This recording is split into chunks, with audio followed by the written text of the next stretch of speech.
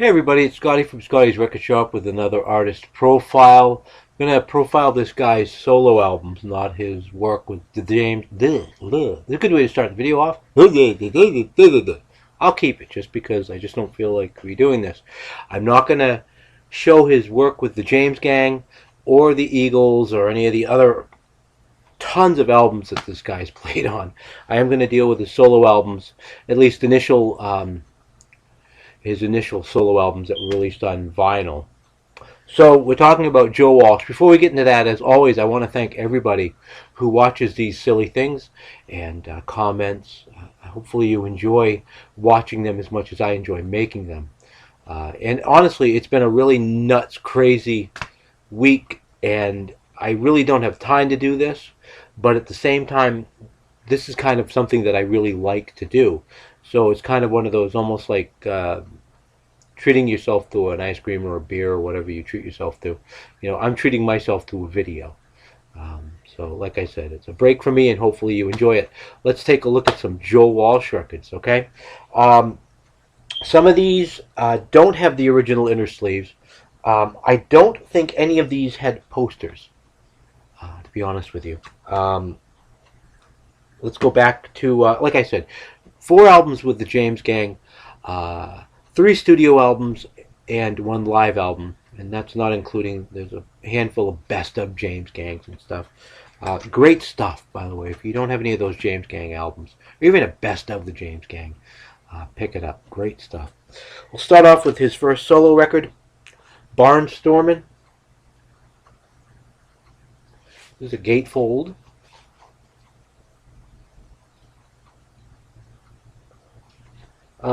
This one is in great shape. The vinyl's in great shape. The only thing that's kind of a drawback about this is that it doesn't have the original inner sleeve. It was just the dealer that I bought it from. It was an upgrade copy because I had an 80s pressing. But this is on Dunhill ABC. There's your label for that. This is an interesting record. It's got the original version of Turn to Stone, which I think sounds kind of more like a demo than the more cleaned up, tidy version.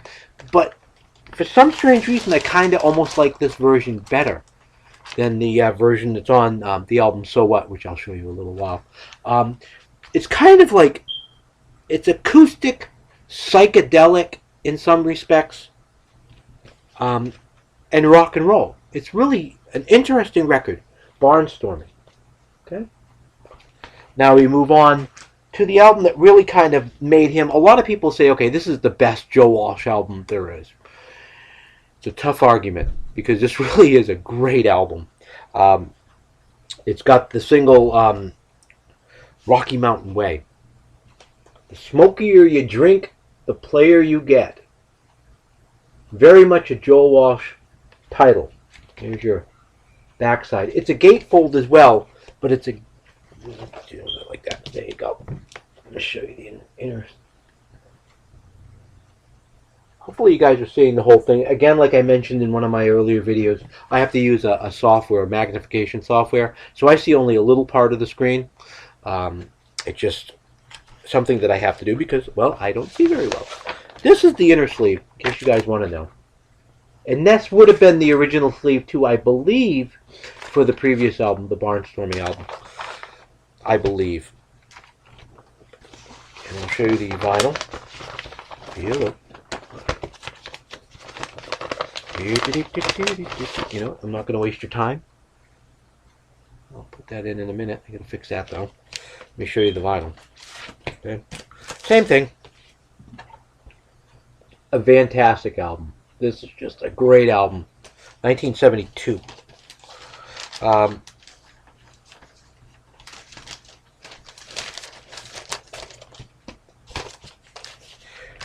Move on to the next Joe Walsh album here. In a weird way, this is my favorite Joe Walsh album, and it's not probably because it's his best album. It's probably because it was the first Joe Walsh album that I ever got. I was turned on to it. My brother Randy had it back in '75 when I was like 9, 10 years old. So I mean, I've lived with this album forever, and it's just a great album. So What? This is the album. This has that version of Turn to Stone, which was actually issued, I believe, as a single. Here's your inner sleeve. A great inner sleeve. This one. There you go. Great one. At this point in time, in 75, ABC Dunhill looked like this. Okay, you guys probably know that well. Great song on this album, County Fair. Oh, what a... Put headphones on and crank that sucker up. Let it take you wherever it's gonna. A great song. Great album by Joe Walsh. At this point in time, he was hanging out with the Eagles quite a bit. He was not officially a member of the Eagles, but several members of the Eagles and some other very famous people, I believe, was on this album. So, there you go. Of course, 1976, he joins the Eagles, I think right about the time for their Japanese tour. I have a bootleg of the Eagles in Japan, and Joe wasn't in the band, for that long. This was like January or February or something. So anyway, he's hanging out in the Eagles. His record label decides to put out a few things. They've kind of lost him. He's kind of a little busy now, being a superstar. You can't argue with a sick mind. A live album from Joe. And people kind of overlook this album. I really dig this album. I mean, it's not like the greatest live album ever recorded or anything like that, but here's your, But it's a really good album, I think. And it's been years since I pulled this out. Let's see if it's an original pressing. Yes, it is. Isn't that wonderful? I like it when it works out that way. There's your original pressing of this. You can't argue with a sick mind. The next one I'm going to show you is not an original pressing. I got it back when I was in like high school or whatever. The Best of Joe Walsh. And this only covers the ABC Dunhill era stuff. And just to show you, it's not an original pressing. ABC Dunhill was absorbed into MCA. So that's where that came from. This is an 80s pressing of this. An early 80s pressing, but still an 80s pressing. This is from back when I was in high school. A long, long time ago. Okay. Now we go to... What album is this? But seriously, folks. Joe hadn't really had a big solo hit for a while. Rocky Mountain Way was really the last big solo hit. Life's Been Good would happen, though. 1978. This is the cover. Cool cover. Some other people have shown this in the VC. Got a little clip out at the end here. You probably can see, but it's alright. Joe Walsh under the water, having lunch. Let's see here. The inner sleeve is, I don't even need to pull the thing out. It's the same thing on both sides. It's a covering for a table. And at this point in time, he's on the Eagles, same label as the Eagles. It's not their label. Of course not, but Asylum. This is your label for that. He'd be on Asylum for a while. This is a really good album. Life's Been Good is the song that everybody knows on here. But there are a lot of other good things on this album as well. Certainly if you see this album out in the wild, it's not too much. These albums, you shouldn't be paying more than $3, $4, $5 at the most for a Joe Walsh album. At least especially from this era. Pick it up. Okay. Here's I guess you'd call it a fluke. The Urban Cowboy soundtrack. Why am I showing this? Because Joe Walsh was on this. 1980. This came out. I'll just show you the label. There you go. Oops, is that upside down? That is upside down. Sorry about that, kitties. All Night Long was his contribution off of this. Of course, you've got great things from Mickey Gilley and things like that, But anyway, by no means my favorite movie. But anyway, I think this would qualify as my favorite Joe Walsh album cover. Of course, the Eagles broke up in 1980. Nobody bothered. And Joe Walsh had made a comment. This is kind of a whack job he is.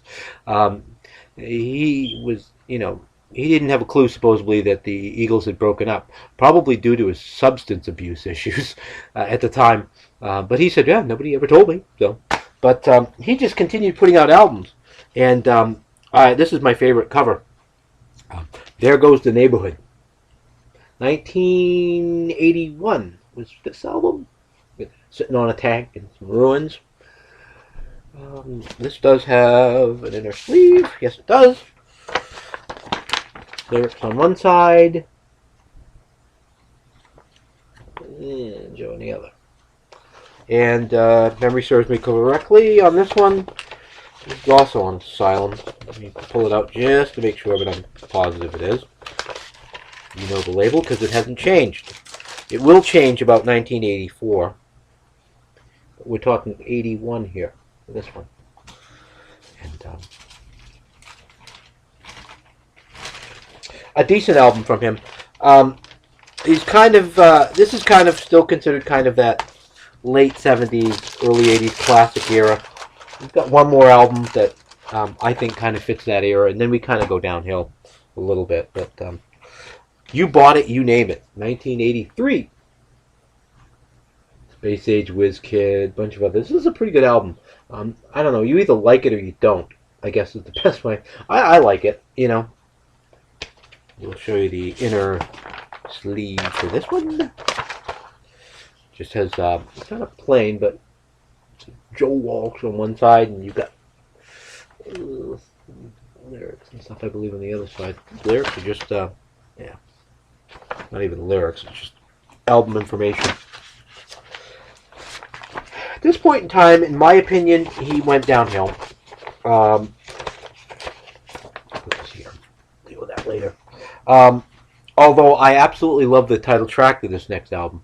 But the album as a whole, I'm not the biggest fan of. The Confessor. Kind of a scary album cover from Joe.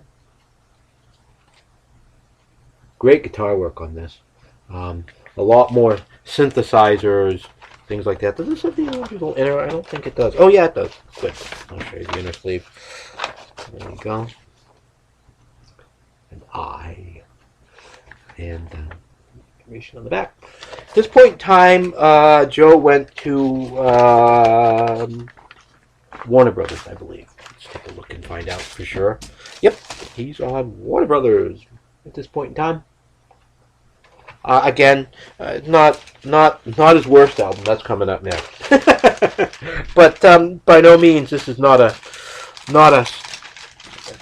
the greatest album he ever put out. But again, if you want to look up the song "The Confessor," that's just a great song from Joe. One more. This one I picked up really cheap. It's got some water damage. I just wanted it to complete the collection. I can't really stand this album, but as you can see, that it's got water damaged. I don't know if you can really see, but the cover is wrinkled. It's got water damage. The album's in great shape. Album's called Got Any Gum. At this point in time, I don't know what was going on, if it was substance abuse, if it was just him trying to be hip and current with that, synthy kind of sound of the mid-'80s. It just didn't, this album just didn't work for me personally, on Warner Brothers as well. Of course, his most recent album, Analog Man, which was recorded on using Pro Tools and all kinds of other digital equipment, is also available on vinyl. I don't have that. I've got the CD. But from what I've heard from people that I know that have the vinyl, it sounds great. That is a great album. It's kind of a throwback to earlier Joe Walsh stuff. But anyway, Songs for a Dying Planet. There's other stuff that came out after. But that's my Joe Walsh on vinyl collection. If you've got any questions, comments, if you corrections, if I've said something that's inaccurate, I would really appreciate, for everybody's sake, that you write it down there or PM me or something like that. Okay. And again, thanks as always for everybody who's watching, subscribing, and just taking the time to hang out with me. Until next time, everybody, peace and love.